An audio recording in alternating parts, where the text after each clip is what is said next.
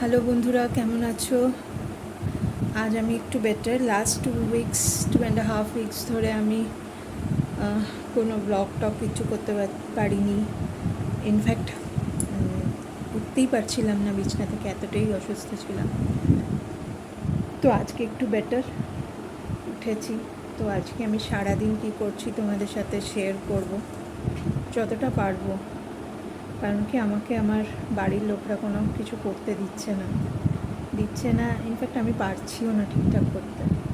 তো আজকে ইচ্ছে আছে একটু রান্না করার, দেখা যাক কতটা কী করে উঠতে পারি। রাখি, আর অনেক দিন পর আমি রান্না করছি। তো কী রান্না করলাম তোমাদের দেখাই। এই যে ফ্রাইড রাইস, মানে বাঙালি ফ্রাইড রাইস, আর তার সাথে চিলি পনির, বাস, আর স্যালাড। ডিনার শেষ। তো ডিনারে কী কী করেছি সেটা তো আমি শেয়ার করেইছি।